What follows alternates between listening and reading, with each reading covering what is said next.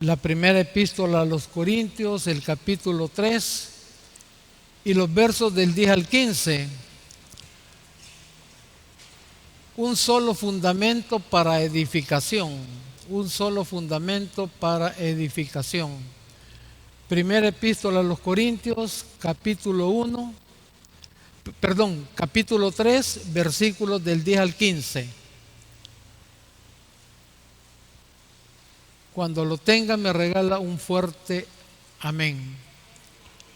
Bueno, leemos su palabra en el nombre del Padre, del Hijo y del Espíritu Santo. Amén.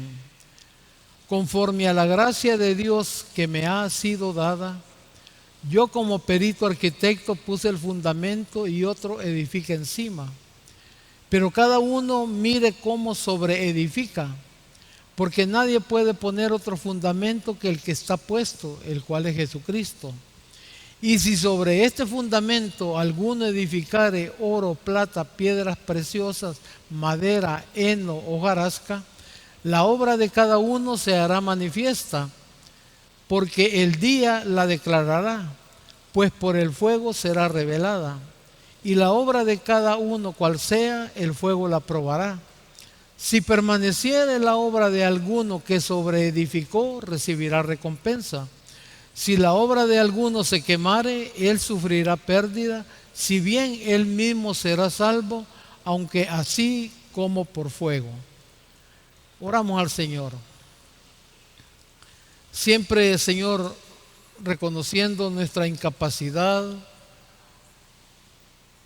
de nuestra mente natural, Señor. Por eso clamamos a la sabiduría divina, la sabiduría que procede del autor y revelador de la palabra. Y es en las manos de Él que nos ponemos esta mañana, Señor, para que seas tú hablando nuestras vidas. Lo que te pedimos, Señor, es que limpies nuestra mente, nuestra parte interior, Señor, para que lo que tú tengas preparado esta mañana pueda llegar a lo más profundo de nuestro ser, quedar guardada, Señor, pero no guardada como un entierro, sino guardada para ese momento que se necesita, Señor, de tu palabra pueda aflorar a nuestra mente y así, Señor, no solamente ser oidores, sino hacedores de tu palabra. Muchas gracias, Señor, por la vida de cada uno de mis hermanos, de mis hermanas, por esta preciosa, Señor, iglesia, donde cada uno de nosotros, Señor, por la pura misericordia, la pura gracia tuya, Señor, somos miembros de ese cuerpo perfecto donde tú eres la cabeza. Ayúdanos, Señor, a poder tener una sana interpretación y un sano discernimiento para así, Señor, ser edificados y poderte glorificar. En tu nombre, Jesús, oramos con acción de gracias. Amén y amén.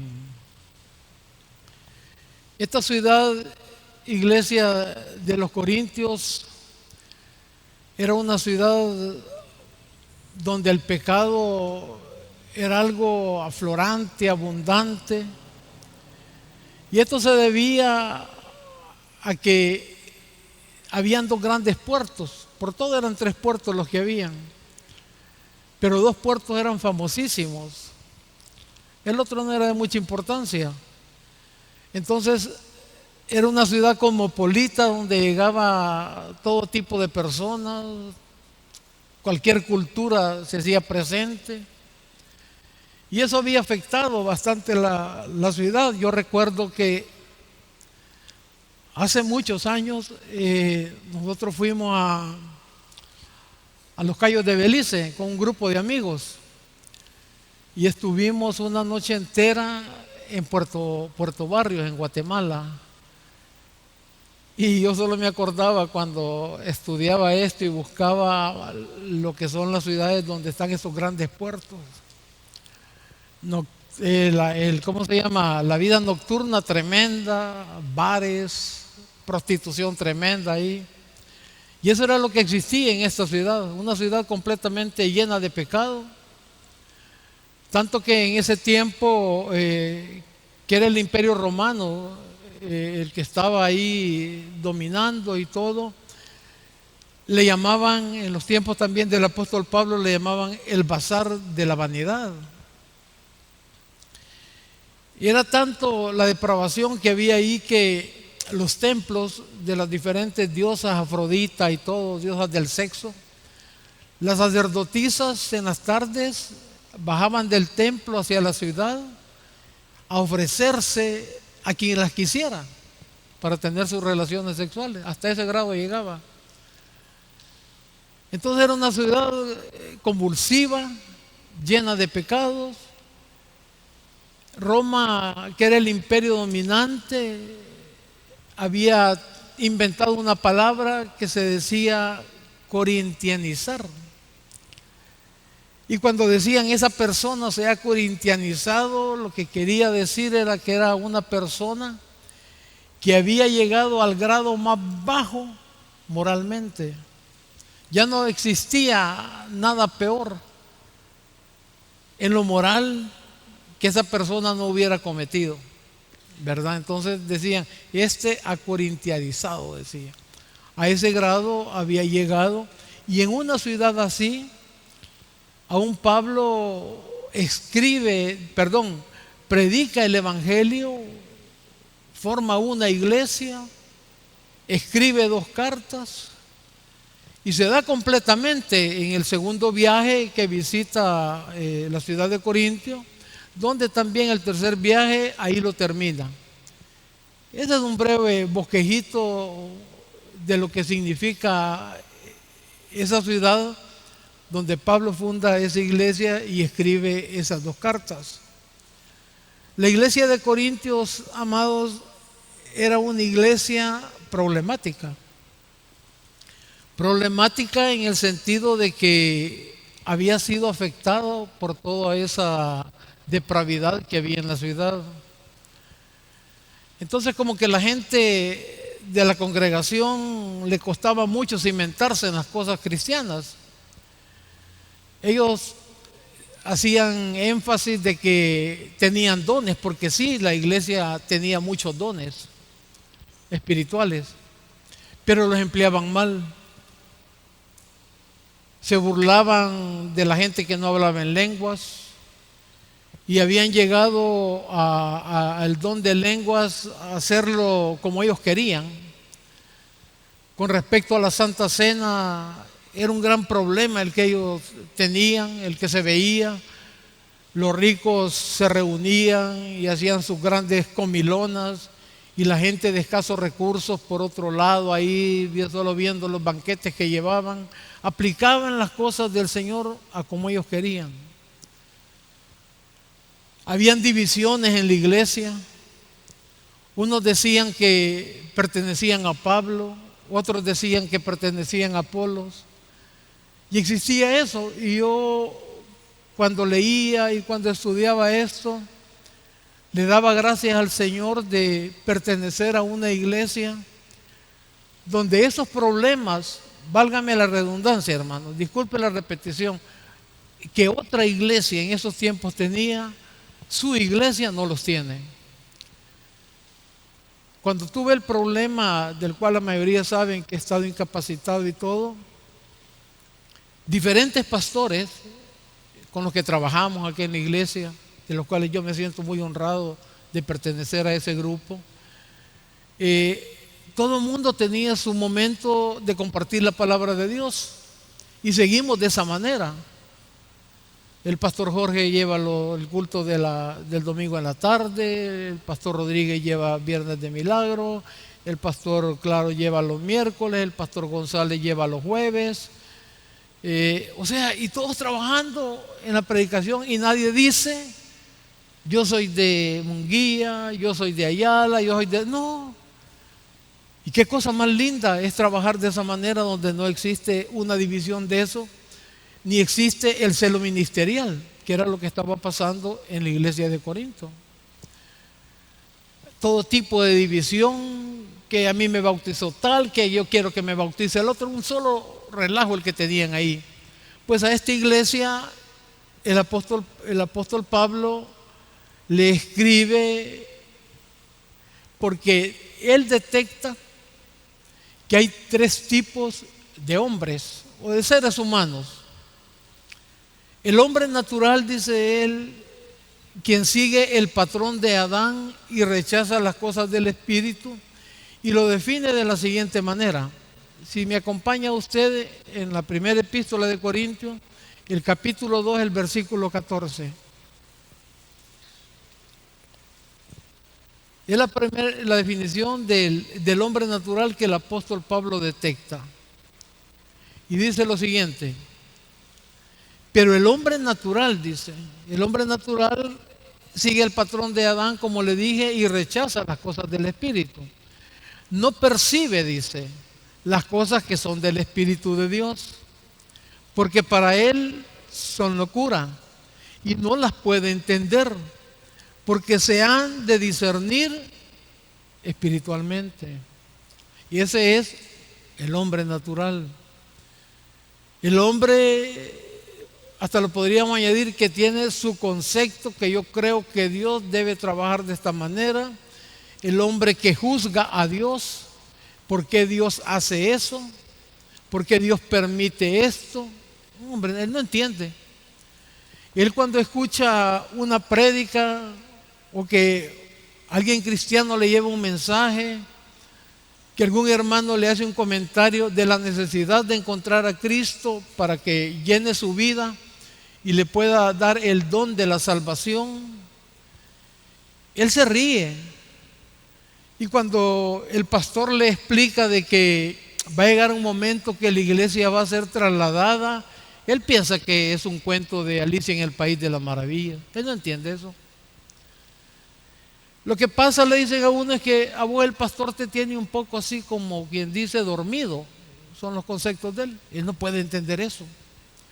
Y lo digo con mucho respeto, porque vamos a tocar el hombre carnal que también el apóstol Pablo define.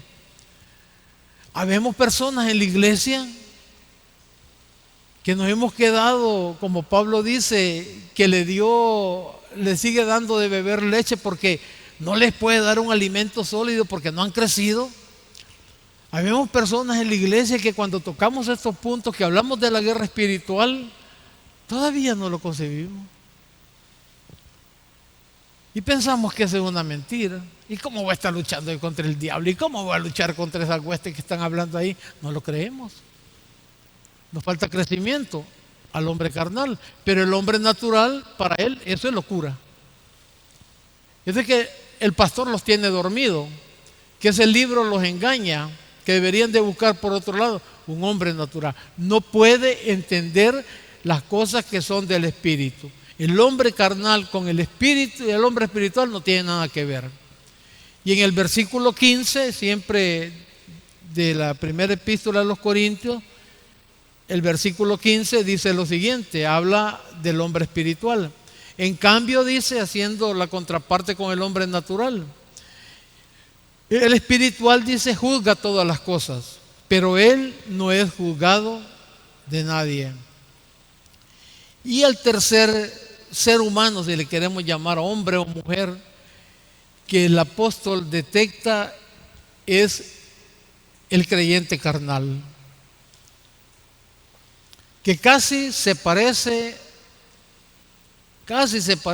al natural, con la única ventaja que él ha llegado a los pies de Cristo. Pero lea usted conmigo en el capítulo 3, el versículo 1, se lo voy a leer yo. Pablo les dice: de manera que yo, hermanos, no pude hablaros como espirituales, sino como a carnales, como a niños en Cristo. Eso el apóstol se lo dice por la forma como ellos estaban confrontando con niñerías dentro de la iglesia, con cositas tan sencillas que se pueden resolver. Un hombre normal, un hombre, cuando le digo normal, en el cristianismo. Yo conozco personas y somos amigos, pero aquí es donde uno detecta el crecimiento que la persona ha llevado en las cosas del Señor. Se han retirado de la iglesia, se han ido sin ir a otra iglesia, y no que solamente se han retirado por niñerías, cosas que no traen ninguna complicación, cosas que una persona con un poquito de estudio en la Escritura, con un poquito de entendimiento, se pueden resolver tranquilamente. Una mala expresión que uno haya dicho, que se le haya salido sin intención de hacer un daño, hombre, es de hablarlo como hermanos que somos. Porque ese es otro gran problema, que el natural, eso no lo puede entender, que somos hermanos en Cristo Jesús, que pertenecemos a una familia. Y ¿cómo se llama? El que todavía no ha crecido, al que Pablo le está diciendo en el 3:1, yo hermanos no pude hablarle como espirituales, sino como a carnales, como a niños en Cristo, no ha crecido. Sigue siendo un niño. Cualquier cosita le molesta. Es caprichoso, igual que un niño. Entonces dice Pablo, ¿y yo cómo les voy a dar a ustedes una sana doctrina? Si no son capaces, se van a atragantar, la pueden entender mal. Porque Pablo detectó en esa iglesia que se habían quedado como niñitos, pues. Todavía andan jugando en las cosas del Señor. No toman en serio lo que la palabra de Dios les está diciendo. Y eso, así como en Corintios, está pasando, pero en muchas iglesias. Donde muchas veces el pastor dice, no, dice, este tema mejor no lo toco, dice, no lo pongo, porque vaya a ser que los hermanos entiendan mal. Cuando no tiene que ser así. Cuando no tiene que ser así. La Biblia dice tal cosa, hay que hablar tal cosa cuando el Señor pone el mensaje. Guste o no guste, el problema no es de uno. El problema de uno es obedecer lo que el Señor quiere por medio de la persona que va a predicar, mandarle a la congregación.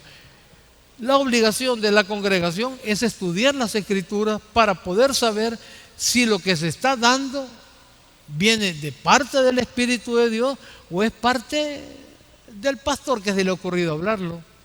Por eso es que salen tantas sectas.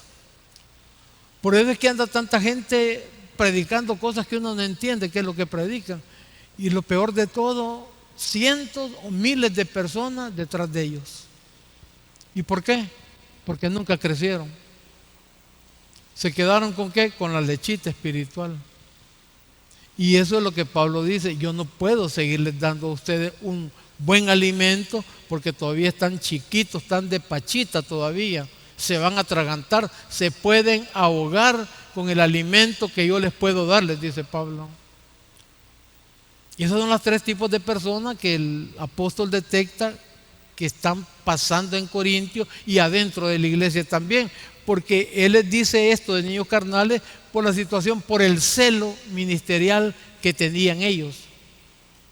No que predique Pablo, no que predique Apolo, no que vaya Cefa, que no sé quién, y hacían un solo relajo. A eso se refiere Pablo con esto que acabamos de hablar. Ahora, en el versículo 10 del texto que leímos, dice lo siguiente: conforme a la gracia de Dios que me ha sido dada.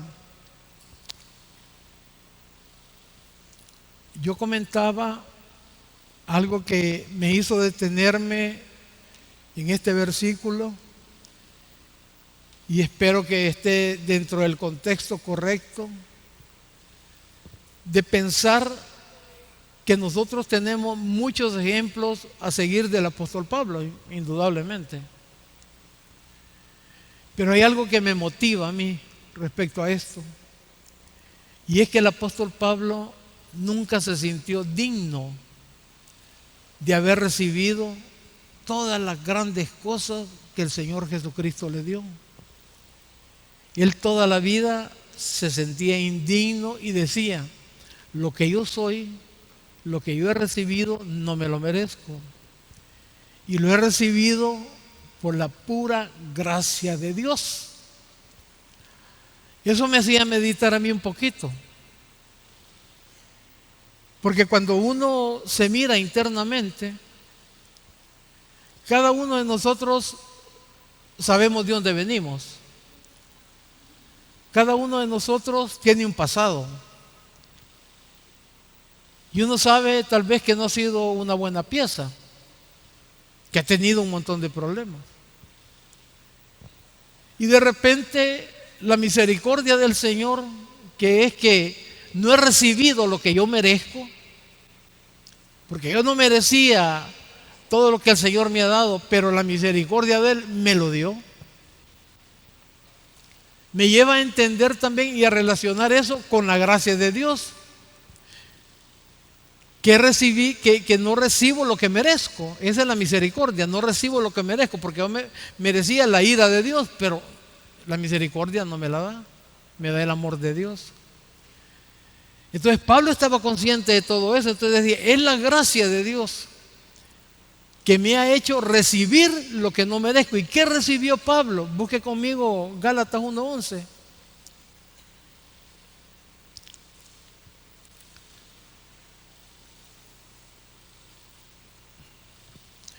Si usted recuerda la vida de Pablo, si usted ha leído Filipenses, ha leído sus epístolas, donde él sinceramente manifiesta lo que él ha sido, un perseguidor de la iglesia.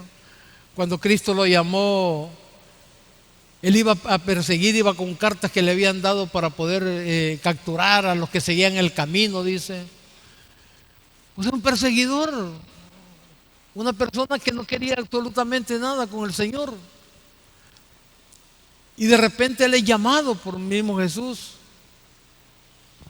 Entonces todo eso, su pasado y el presente que está viviéndose, la comparación de lo que él era y lo que es hoy. Y que todo lo que él es hoy en este momento, porque él en la vida de Pablo sí ha habido un cambio. Porque él dijo, ahora en Cristo, dijo, si alguno está en Cristo, nueva criatura soy. Pablo era una nueva criatura. Pero siempre tenía un pasado que no dejaba también de llegar a la vida de él y martirizarlo. Y cuando él veía el pasado, era que veía la gracia por todo lo que había recibido. Y miren lo que él manifiesta en Gálatas capítulo 1, versículo 11.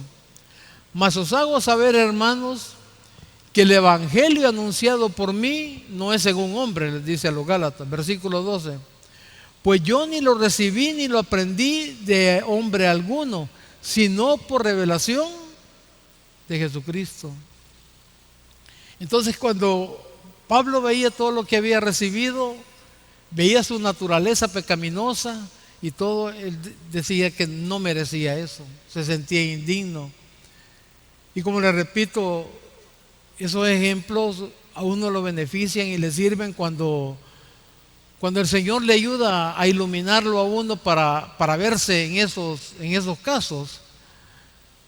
Lo que uno ha recibido, hermano, estar enfrente, hoy sentado, antes parado, frente a una congregación exponiendo la palabra de Dios, cuando en tiempos pasados hasta pena le daba a uno hablar con sus amigos. Cuando uno recuerda cosas que ha hecho que dice uno, ¿y por qué yo? Así era Pablo. Pero él reconocía y se sentía indigno y reconocía ¿qué? La gracia de Dios. Darme el evangelio completo de Jesucristo a mí para que yo lo predique. Entonces sigue diciendo él, después de que habla de la gracia que le ha sido dada, yo, dice, como perito arquitecto, puse el fundamento y otro edifica encima, pero cada uno mire cómo sobreedifica. A eso está refiriendo Pablo, que lo que recibió él, el evangelio de Jesucristo, es el propio fundamento, lo que él ha recibido, para ponerlo como base, para que ahí los demás sobreedifiquen, comiencen con una construcción. ¿Y qué es lo que pone? Todo el mensaje dado por Dios a su vida. Y eso, hermanos, ¿en qué vamos nosotros a sobreedificar? ¿Sobre qué vamos a sobreedificar? Sobre toda la enseñanza que las Sagradas Escrituras tienen para edificar su vida.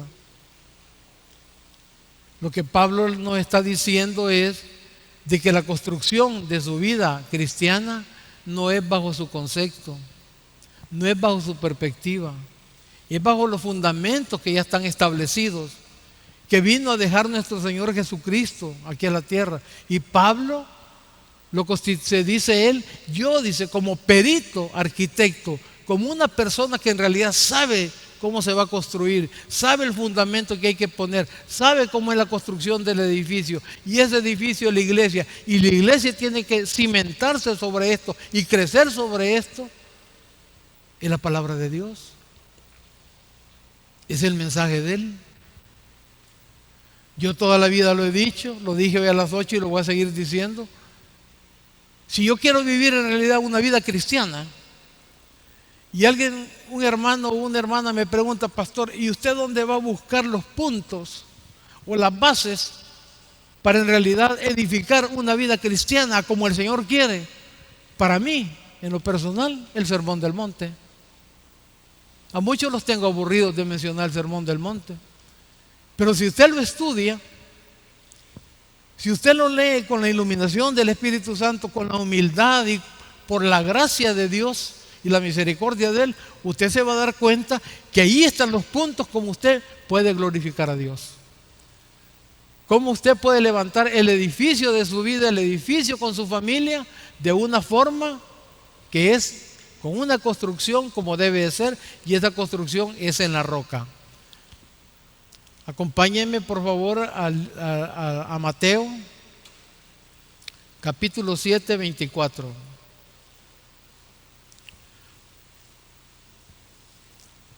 El fundamento del que Pablo está hablando, que puso, es lo que el Señor Jesucristo le reveló. ¿Y qué le reveló el Señor Jesucristo? Todo lo que está establecido en los evangelios, hermano.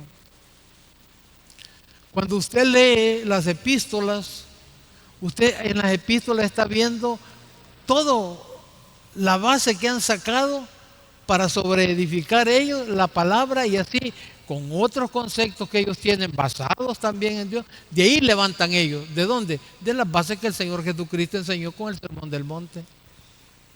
Mire Mateo 7, 24 y 25. Cualquiera pues que me oye estas palabras y las hace. Solo aquí hay un problema ya, mire. Hay que oír y hacer. Santiago dice que no solamente dice seamos oidores de la palabra, sino hacedores de ella, porque si no, dice, nosotros mismos nos engañamos. Y yo creo que este es un gran problema que todos tenemos. Escuchamos, leemos, nos aprendemos el versículo, nos impacta el versículo, ya sea leído o escuchado, pero hasta ahí nomás nos quedamos. Pero seguimos viviendo el día, la vida, como nosotros queremos. Entonces la pregunta es: ¿y dónde está la palabra de Dios en nuestras vidas? Si Él está diciendo, Jesús está diciendo, cualquiera pues que me oye estas palabras y las hace, mire con quién lo compara. Lo comparará, dice, a un hombre prudente que edificó su casa sobre la roca. Ese es el fundamento que Pablo dice. Como perito arquitecto dice: yo puse el fundamento. Y cada quien dice: vea cómo edifica sobre ese fundamento. Entonces, ¿sobre qué fundamento voy a edificar mi vida? Sobre los principios que nuestro Señor Jesucristo le enseñó a Pablo y que Él mismo ha dejado establecidos también. Sobre ello voy a comenzar ¿a qué? A levantar mi vida. Ese es el hombre prudente al que se está refiriendo nuestro Señor. Al que oye y las hace, dice. Le diré con quién lo compararé. Con un hombre prudente que edificó, dice, su casa sobre la roca. Entonces la pregunta sencilla es: si usted hace un análisis honesto con usted mismo, ¿en qué está edificada su familia? ¿Cómo es el fundamento que usted tiene?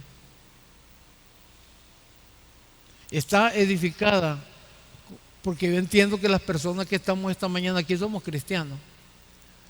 Yo entiendo que en la semana más de alguna vez leemos la escritura, creo yo, creo.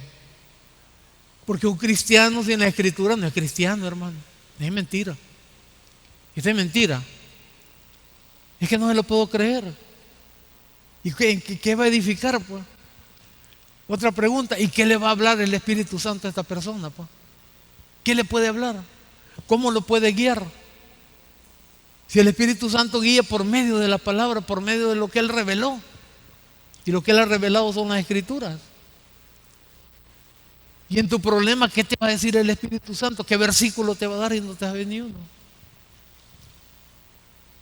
Hay veces que eso es fuerte cuando uno lo dice, pero es la realidad, hermano. No podemos venir y engañar. O sea, si somos cristianos, pues, y esa es la palabra, si somos cristianos. Si no, pues no hay ningún problema, sigamos como querramos. Pero un cristiano sin lectura bíblica, sin escudriñar, sin vivir momentos donde uno la necesidad lo lleve ahí, yo dudo. Pero ¿y quién soy yo? Vea? Soy otro simple mortal también, pues, ¿verdad? Pero por lo de las Escrituras dicen, por sus frutos los vas a conocer. Entonces, es lo que el Señor está diciendo. ¿En qué edificó esta persona prudente? En que escuchó e hizo. ¿E hizo qué? Los estatutos que están en las Escrituras. Entonces dice el 25, cuando él edificó en la roca, edificó en un buen fundamento, cuando su familia está fundamentada ahí, y ahí ha comenzado a construir, usted cuando entendió lo que Dios le está diciendo, hay más fuerza. A eso es que se está refiriendo. Porque hay personas que pueden decir, yo no soy cristiano y mi familia está bien fundamentada. Yo estoy hablando a cristianos, lo que las Sagradas Escrituras dicen. Y esto es lo que yo creo. Porque hasta este segundo no se ha visto, ni se ha oído, ni se ha creído que Dios miente. Nadie puede decir que las Escrituras fallan, jamás.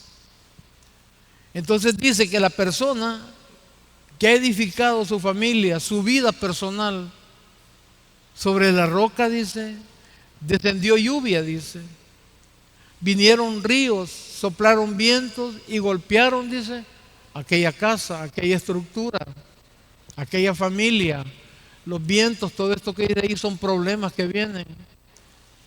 Y la pregunta es, ¿y quién no tiene problemas, pues? ¿Dónde está esa persona? ¿Dónde está esa familia que por mínimo que sea, no hay un problemita? No hay un conflicto. Del que sea, hermano. Si no necesita golpear ni que lo golpeen, no necesita gritar ni que le griten. Si hay un montón de situaciones que se dan. Jesús dijo, en el mundo van a tener aflicciones, dijo. Entonces, ¿cómo los vamos a resolver? ¿Cómo nos vamos a sostener? Ese es el mensaje que Pablo está dando. Cimente su familia, crezca su familia, sobreedifique con su familia, sobreedifique en su vida personal en esta base. Y la base no es otra más que la Escritura. Y luego dice, y soplaron viento, golpearon aquella casa y no cayó, dice. ¿Pero por qué no cayó? Porque estaba fundada en la roca. ¿Y cuál es la roca? La roca es Cristo.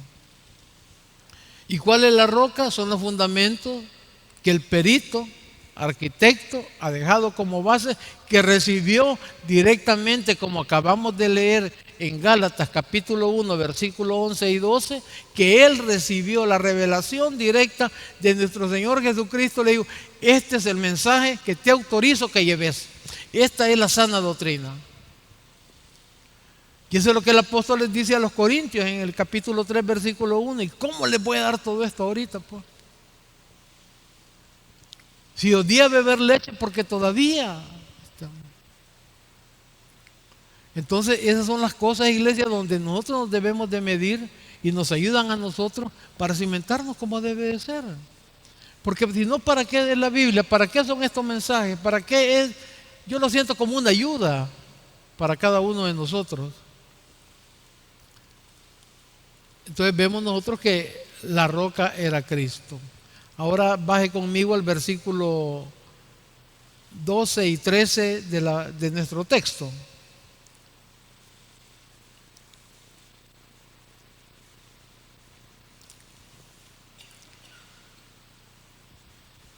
Dice, Y si sobre este fundamento, fíjate que hay unas cosas bien importantes que hay que ponerle un poco de atención, hermano.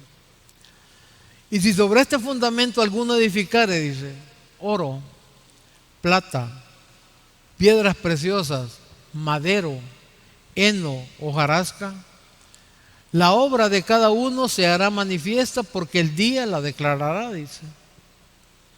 Pues por el fuego será revelada. Y la obra de cada uno, cual sea, el fuego la probará.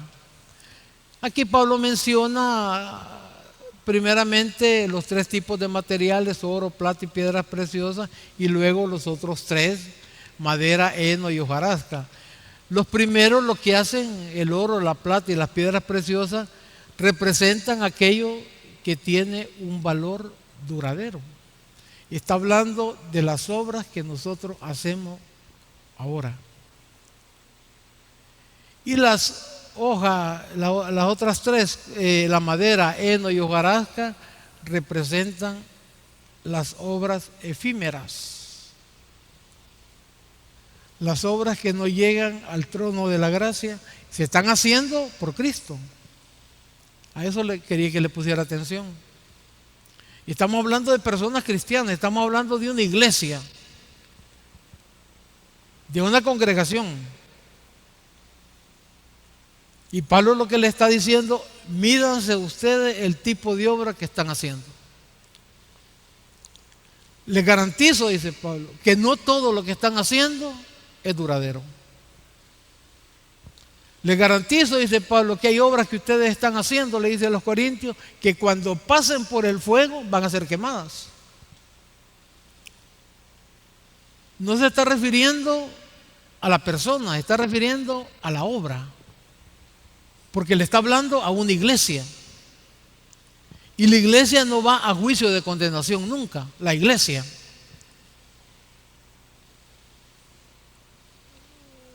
Hay cosas sencillas, hermanos, y hasta que pueden molestar. Por ejemplo, las actitudes con las que nosotros venimos a la casa de Dios puede ser una. ¿Cuál fue tu actitud? ¿En qué pensó? ¿Para qué se vistió? ¿Qué dijo usted? ¿Qué sintió en lo más profundo de su ser cuando se le iban llegando las 10 y pico? Vamos a la iglesia. Pueden ser de oro, piedras preciosas, o puede ser de madera o hojarasca. Todo eso va a ser visto. Todo eso va a ser analizado, hermano. Los servicios que nosotros, los pastores, los servidores, todos los que colaboramos en la obra del Señor, se lo damos. ¿Cuál es la intención? ¿Cómo me dispuse yo para venirme y sentarme frente a ustedes y compartir la palabra de Dios? ¿Cómo es esa obra que yo estoy haciendo ahorita para el Señor? ¿Cómo me la va a tomar Él? ¿Cómo va a ser esa obra cuando pase por el fuego? ¿Es duradera o es efímera? Entonces, esas cosas muchos de nosotros no las pensamos, hermano. Pero para eso son estos textos. Para que estamos viviendo un tipo de problema donde no nos importa que la iglesia, que esto aquí, que no importa aquí, pero vamos así. No, hombre, les decían a mí, mejor no venga, hermano. Es que ¿sabe qué? Viene a perder el tiempo. Cuando le digo viene a perder el tiempo, porque usted viene en su mente queriendo agradar a Dios y no le está agradando. Porque Dios conoce el corazón. Y la pregunta es, ¿lo está glorificando a Él o se está glorificando usted? ¿Por qué son obras como la madera, como los hojarasca, como el heno? ¿Por qué? Porque llevan parte de gloria suya. En cambio, la obra que es oro, plata y piedras preciosas, toda la gloria que usted está haciendo es para el Señor. Usted no está recibiendo ninguna gloria. Usted se siente indigno por lo que está haciendo, porque toda la gloria se la merece el Señor. Por eso le dije, hay cosas que molestan, hermano. Pero hay que decirlas, porque somos una iglesia. Pablo les dice a ellos. ¿Y cómo les voy a hablar si ustedes ahí salen bravos? Y el Señor, ¿qué es lo que quiere? Que tengamos un cambio de actitud. Que si la palabra llega a nuestras vidas y entendemos de qué es la palabra, que no es el que está predicando, el que está hablando, que me lo está mandando y no que es la Biblia, yo tengo que cambiar. Entonces yo tengo que buscar una actitud nueva. Y eso es lo que el apóstol está diciendo. Porque muchos venimos a perder el tiempo. Muchos lo vemos como un sacrificio. Hay otro culto y que hay que mirar la hora. Y si quitan la energía, nosotros así veníamos porque nos avisaron de que iban a cortar la energía. Ya estábamos pensando en el calor. ¿Y cómo vamos a hacer? Y el calor y los ventiladores. Cuando no nos tiene que importar, supuestamente. Entonces yo dije, ya esta predicación ya fue quemadita, dije yo, porque estaba pensando en el calor. ¿Estaba pensando en quién? En mí. Cositas sencillas, hermano. Cositas sencillas. Que la Escritura nos revela, nos instruye para que nosotros tengamos un cambio de actitud como tiene que ser.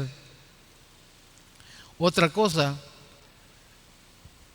en los ministerios, los pastores, los estudiantes de teología y la mayoría de personas dentro del cristianismo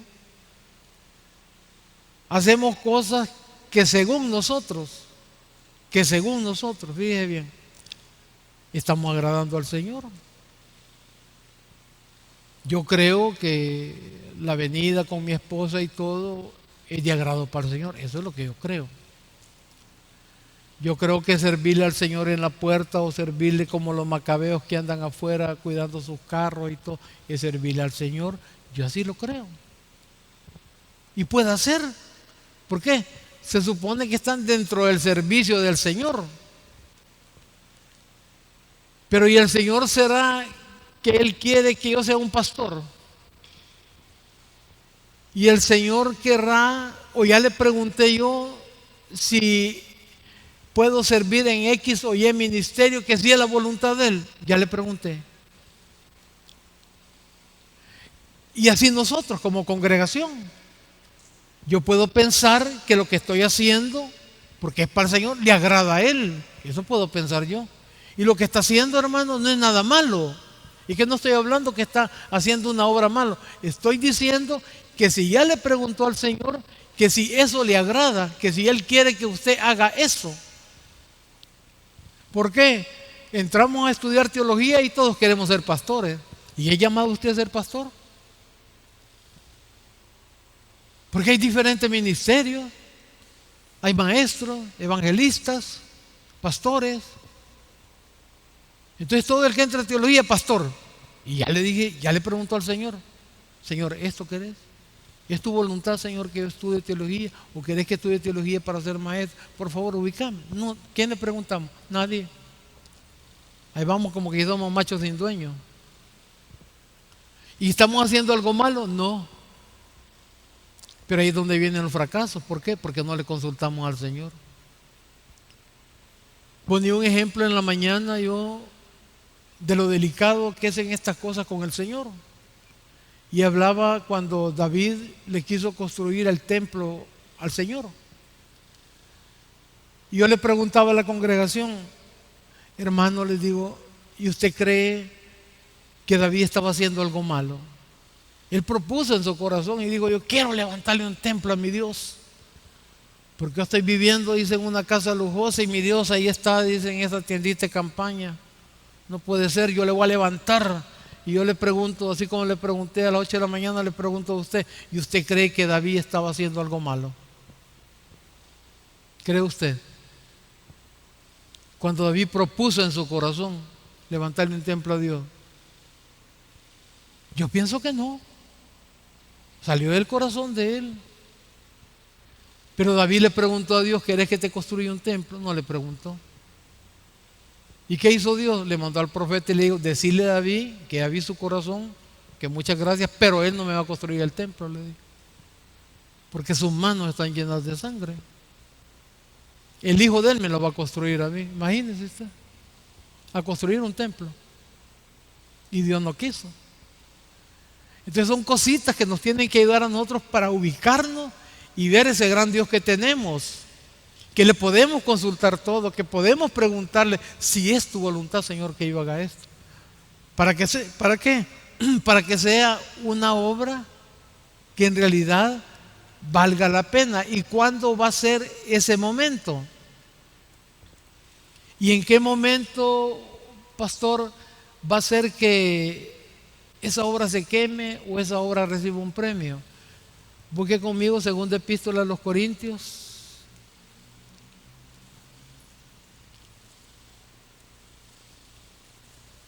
Capítulo 5, versículo 10.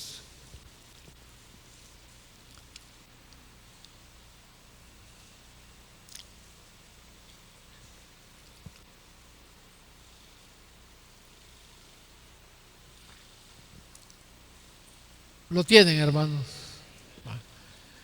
Dice, porque es necesario, dice Pablo, que todos nosotros comparezcamos ante el tribunal de Cristo. Oiga bien, para que cada uno reciba según lo que haya hecho mientras estaba en el cuerpo, sea bueno o sea malo. Todo lo que los cristianos hayamos hecho aquí en la tierra para el Señor, según nosotros es bueno, pero puede ser mal, todo va a ser evaluado. ¿Y a dónde va a ser evaluado? En el tribunal de Cristo. El tribunal de Cristo se le llama también el Bemá o el Bimá de Cristo. No es un juicio porque la iglesia no pasa juicio de condenación, sino que es un tribunal de premiación. ¿Y cuándo va a ocurrir eso? Eso va a ocurrir en el traslado de la iglesia, lo que se llama el arpazo, el arrebatamiento de la iglesia. En lo que aquí en la tierra están los 7 años de tribulación, en el cielo van a haber 2 eventos con la iglesia que hemos sido transportados. El primero es el Bimá de Cristo, un tribunal donde toda la iglesia va a estar sentada, donde cada obra suya, donde cada obra mía va a ser evaluada. Van a haber personas, según se maneja teológicamente, que estando en Cristo, las obras que han hecho son heno, madera y hojarasca. No van a recibir nada. ¿Y son salvos? Sí, no están arriba, pues. Y no están en el Bimá, pues, porque ahí solo la iglesia va a estar. Y cada persona se va a ver si alguna obra, ahí dice, va a ser pasada por fuego tu obra, lo que hiciste. Tu venida a la iglesia, como le dije, que eso siempre lo ponemos de ejemplo. El servicio en tu ministerio. El servicio como pastores, el servicio que usted quiera, hermano, todo lo que usted haga, su levantada para orar con el Señor, cuando sale de su casa, la forma como se dirige a Él, todo va a ser evaluado. Entonces dice, va a pasar por fuego, dice, esa obra suya. Entonces las de heno, hojarasca, que no glorificaban completamente al Señor, llevaban parte de su gloria, van a ser quemadas. Pero usted va a estar arriba, usted ahí está. Pero de repente van a empezar obras de otros hermanos, otras personas, donde van a ser plata, oro, piedras preciosas, o sea, duraderas. Llegaron al trono de la gracia. Y esas personas son las que hicieron no tesoros en la tierra, sino que hicieron tesoros en el cielo, donde la polilla, ni el orín, ni el ladrón roban, ni hurtan. Son duraderas, ahí están. Entonces las obras que son de oro, plata y piedras preciosas van a recibir premio. Entonces yo digo algo que ojalá no sea una herejía, Lo que yo digo que esa va a ser la última pena del cristiano.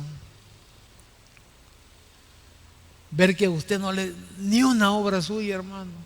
No pegó ni una, no hizo nada. Pero soy salvo, va a decir usted, porque ya está claro que sí, pero sin nada, hermano. Sin nada. Va a estar allá en la última fila, todo escondidito, apenado. Por eso digo yo, creo. Y esto no es bíblico lo que estoy diciendo. Esto es algo que me viene a mí. Creo que va a ser la última pena. ¿Por qué? Porque va a haber diferencia. Unos van a tener un tipo de premio y otros no. Entonces creo que va a haber un poquito de pena ahí, la última. Soy salvo, sí, es salvo, hermano, pero sin nada.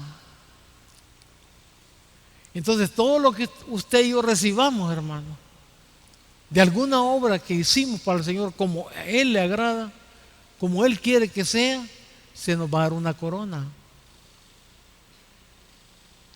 Y se llega tanto, que con esto voy a terminar. El libro de Apocalipsis lo dice en el capítulo 4. No lo busque, hermano, lo voy a parafrasear. Dice que los ancianos, los 24 ancianos en el cielo tienen sus coronas, dice. Y cuando se presentan ante el Señor Jesús, se sienten tan indignos de estar frente al Señor, de la pureza del Señor, que se quitan las coronas que tienen, que han ganado, y se las tiran al Señor.